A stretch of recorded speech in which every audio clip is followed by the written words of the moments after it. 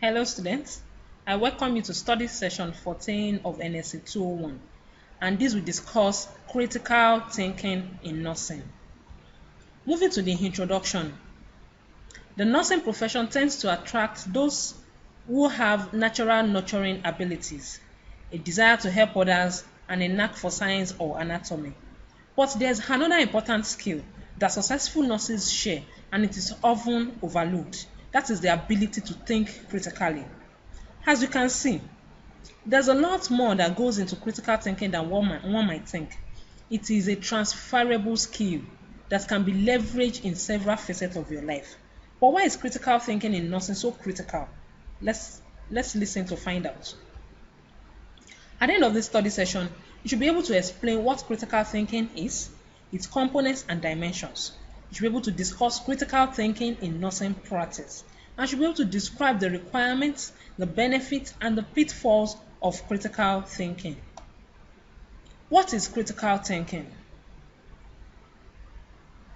Practitioners in nursing who are critical thinkers value and adhere to intellectual standards.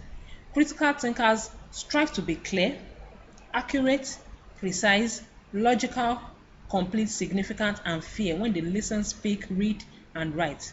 Critical thinkers think deeply and broadly, and their thinking is always adequate for their intended purpose. Critical thinking is the disciplined intellectual process of applying skillful reasoning as a guide to belief or action. The components of critical thinking include identifying and challenging assumptions, promoting the importance of context, capacity to imagine and explore alternatives, then reflective skepticism. What are the dimensions of critical thinking? The dimensions of critical thinking comprise of both the cognitive skills and the individual disposition. The cognitive skills can be understood as interpretation, which is accurately interpreting problems, analysis, that is examining ideas and arguments in problems, inference, that is querying claims, assessing arguments and reaching conclusions, then explanation, which is clearly explaining and defending the reason in which an individual arrives at a specific decision, evaluation, that is evaluating information to ascertain its probable trustworthiness. Then we have self-regulation. These skills they are employed interactively in the reflective reasoning process of making a judgment of what to believe or do. Therefore, in thinking critically, a person not only tries to determine judiciously what to do or what to believe, a person is also able to apply the core critical thinking skills to one another.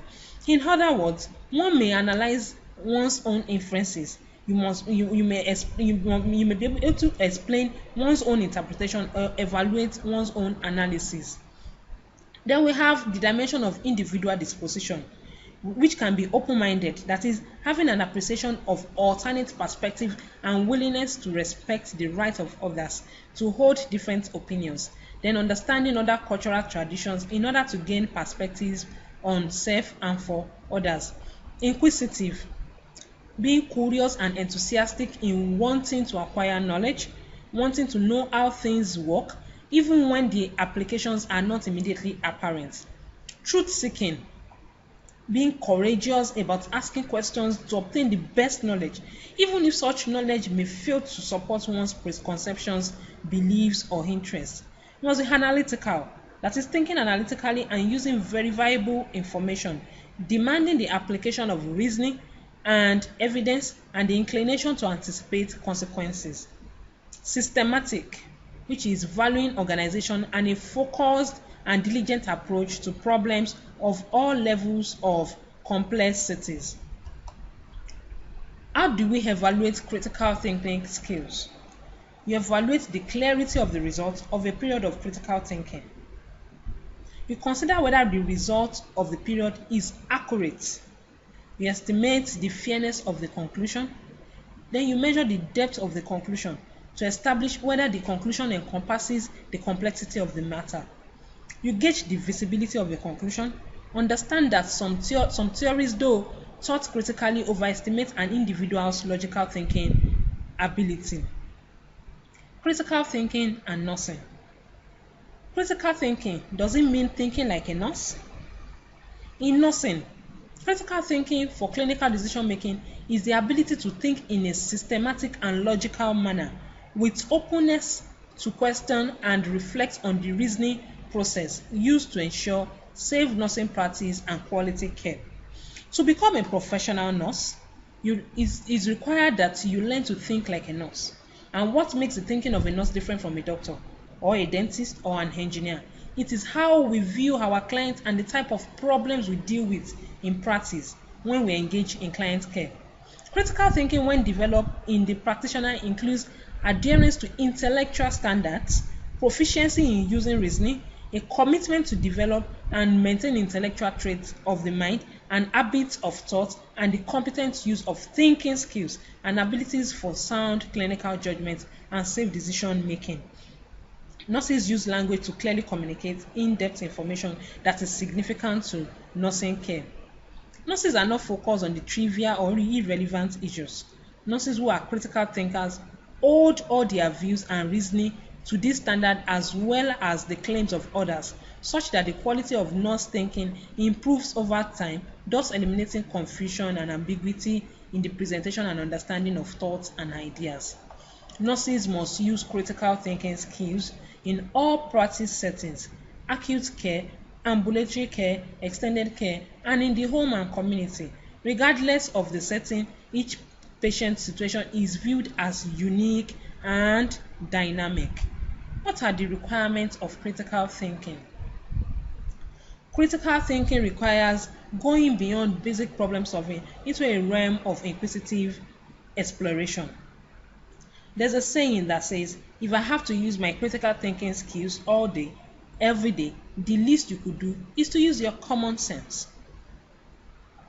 Critical thinking includes questioning all findings until a comprehensive picture emerges that explains the phenomenon, possible solutions, and creative methods for proceeding. Critical thinking in nursing practice results in a comprehensive patient plan of care with maximized potential for success. You ask questions to determine the reason why certain developments have occurred. You gather as much relevant information as possible to consider as many factors as possible. You validate the information presented to make sure that it is accurate. You analyze the information to determine what it means and to see whether it forms clusters or patterns that point to certain conclusions. You draw on past clinical experience and knowledge to explain what is happening and to anticipate what might happen next.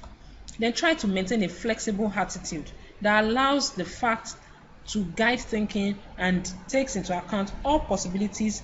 Then you consider available options and you examine each in terms of its advantages and disadvantages. What are the benefits of critical thinking? 1. Unambiguous mind. Those who are involved in the process of critical thinking have the comprehensive skills and abilities to consider all probable options and choose the one which is most feasible and apt for a particular situation. The ability to doubt their decision. People involved in critical thinking are usually calm and they know exactly when they are right or wrong. Time saving. Effective decision making. Critical thinking skills are required for generating successful ideas and making critical decisions, and it differentiates between rationality and emotion. Also, all the advantages of critical thinking shows that critical thinking process will put forward relevant questions before making a decision, and you understand complex problems. You verify evidences that are given in support of statements, and they make decisions. What are the thinking strategies used by nurses? As a nurse, one of the things you use as your strategy is recognizing the pattern. You learn to set your priorities. You search for information, gathering information. Then from there you can generate your hypothesis. You can make your predictions. You can form relationships and state a proposition.